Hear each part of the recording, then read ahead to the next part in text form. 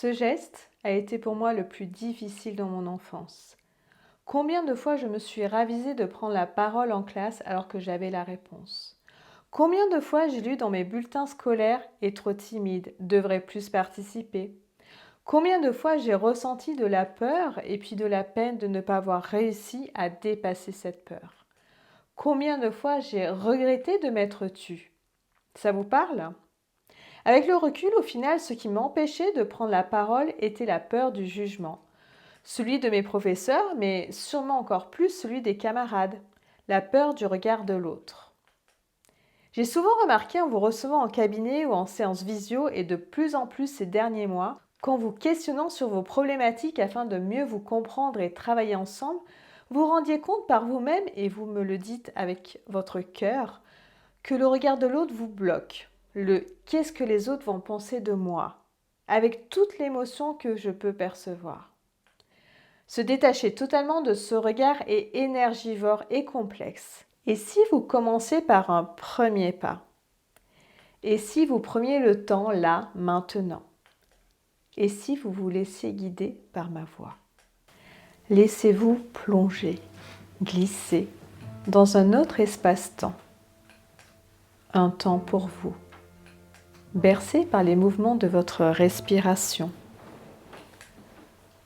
Vous vous accordez ce moment de détente propice au bien-être.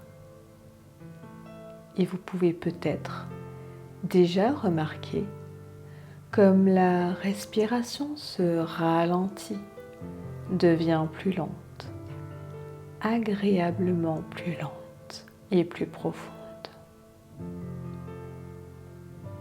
Et plus la respiration devient calme, et plus le corps se plonge dans une détente agréable, en toute sécurité. Rappelez-vous toutes ces fois où le regard de l'autre a pesé sur vous. Toutes ces fois où ce regard a dicté votre attitude. Toutes les fois où ce regard a dicté vos choix. Toutes ces fois où ce regard vous a freiné sur votre chemin. C'est comme si toutes ces fois étaient représentées aujourd'hui en couches successives qui se seraient déposées sur vous, les unes après les autres, recouvrant la surface de votre corps et vous alourdissant à chaque expérience. Et vous ressentez ce poids, cette lourdeur qui vous a ralenti et vous ralentit encore. Alors maintenant, prenons le temps d'ôter toutes ces couches, les unes après les autres.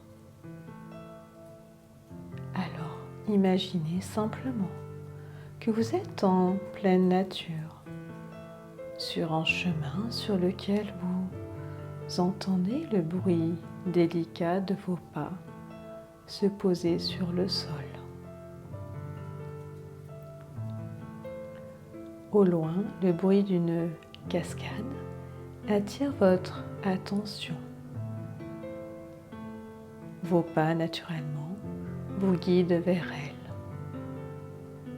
Et au détour d'un chemin, se déploie devant vos yeux une magnifique cascade d'une transparence unique. L'envie de vous y rafraîchir se diffusant, vous vous en rapprochez de plus en plus à votre rythme, un pas après l'autre, jusqu'à la toucher du bout des doigts. Les poignets, les avant-bras, les bras glissent agréablement sous ce flot continu. Les unes après les autres couches accumulées au fil du temps glissent le long du corps jusqu'à se dissoudre dans l'eau et être emportées par le courant. vous vous sentez de plus en plus léger, léger comme une belle plume de rêve. Vous redécouvrez le contact de votre peau au naturel, celle qui vous définit réellement. Cette eau pleine de force qui glisse sur vous vous fournit toute l'énergie et la puissance pour être plus fort. Et il dépose également un film protecteur.